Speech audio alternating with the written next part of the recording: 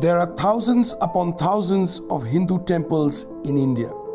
This one is special because in many ways it is emblematic of how polarized the country has become under Prime Minister Narendra Modi, and it is at the heart of his re-election efforts. It has been 3 years since the ground was broken on the Ram Temple here in Ayodhya, but the history of the site is a lot longer and more complicated than those numbers suggest. As India prepares for a national election, the structure on the banks of the river Sarayu shows how Modi's Bharatiya Janata Party has become a seemingly unstoppable electoral machine. And it could help Modi fundamentally change the world's most populous country. Construction here in Ayodhya is non-stop as thousands of workers race to complete the temple.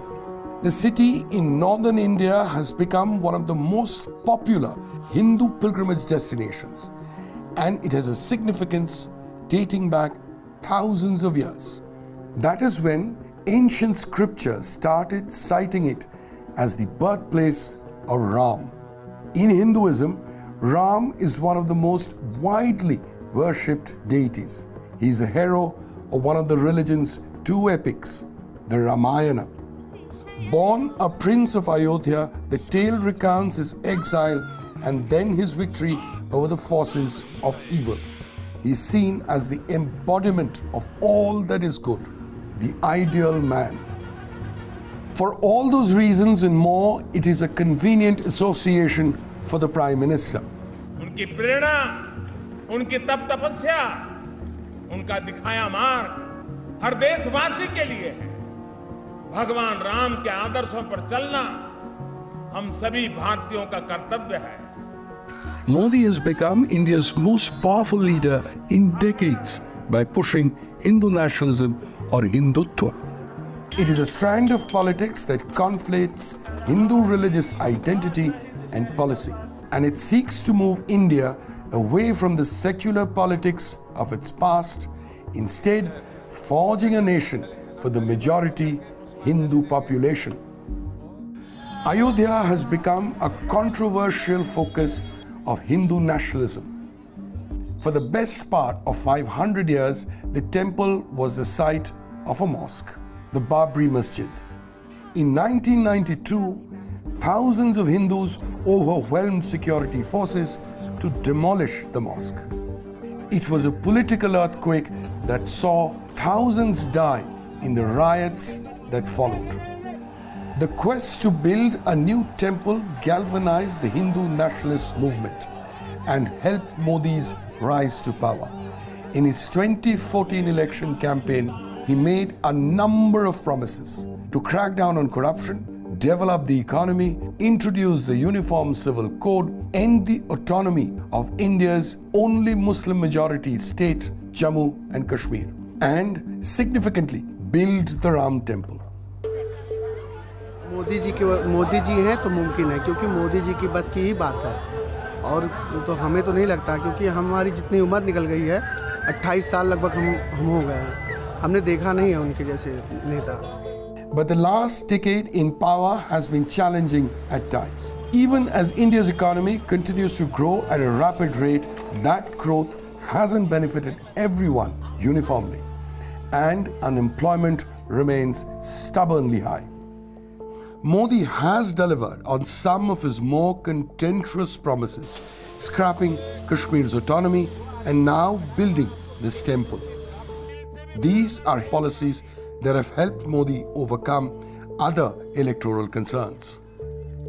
Take the most recent elections in November, when key bellwether states including Madhya Pradesh, Rajasthan and Chhattisgarh went to the polls. Opposition leader Rahul Gandhi and his Indian National Congress Party had been hopeful of capitalizing on some of Modi's perceived weaknesses to make inroads. There was a sense before the vote that support among farmers and women, two of the BJP's core constituencies, might be waning.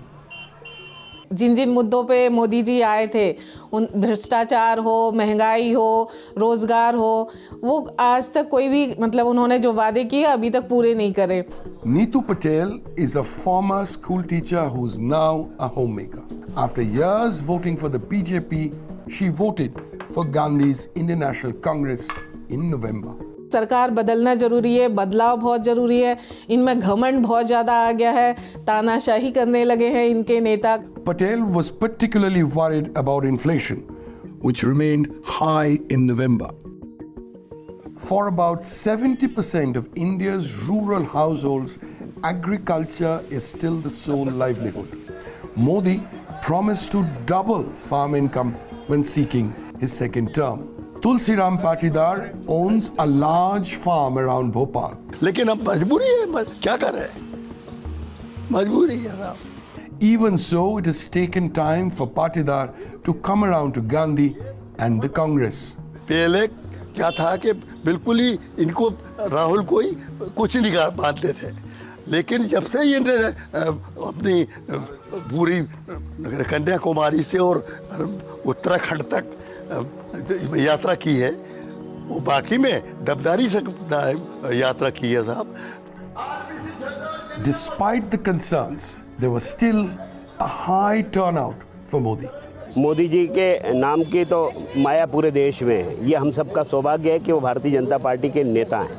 When the election results landed on December 3rd, the BJP retained power in Madhya Pradesh and wrested control of the state legislature from the Indian National Congress in both Rajasthan and Chhattisgarh. The opposition political parties, despite their best efforts, have not been able to challenge or question Modi's credibility in the eyes of the people. This is something which Rahul Gandhi never understood, that holding a position of power or holding a state office has a natural tendency of introducing a charisma in you, and which has benefited Narendra Modi in building up his profile. As concerns about unemployment and corruption persist in some quarters, the Indian Prime Minister has taken advantage of rising nationalism, which has also taken hold in other parts of the world. And the Ram Temple stands as an example of that. Prakash Sharma is a former leader of the Hindu nationalist VHP, the organization that convened the rally with the BJP that culminated in the destruction of the Babri Masjid in 1992. इनका दुर्भाग्य ये है कि मोदी जी ने कभी अपने आप की हिंदू आइडेंटिटी को छुपाया नहीं। सीखना चाहिए उनको ना, उनको अगर भारत में अगर इस देश में किसी को राजनीति करनी है तो हिंदू की उपेक्षा करके वो राजनीति नहीं कर पाएगा, ये बाकी राजनीतिक दलों को समझना चाहिए। That Modi represents the interest of all Hindus is of course hotly contested by his opponents, not least Rahul Gandhi. There's nothing Hindu about what the BJP does. They're not Hindu nationalists. They are nothing to do with Hinduism. Since we are in a transition period from the old-fashioned secular politics to a majoritarian politics, there are a lot of people who are sympathizers and supporters of the old ways. They are very disturbed by this politics of polarization. They think that something fundamentally disruptive is being unleashed by the present regime. The temple won't be completed for a few years, and yet Modi is opening it in January 2024, just months before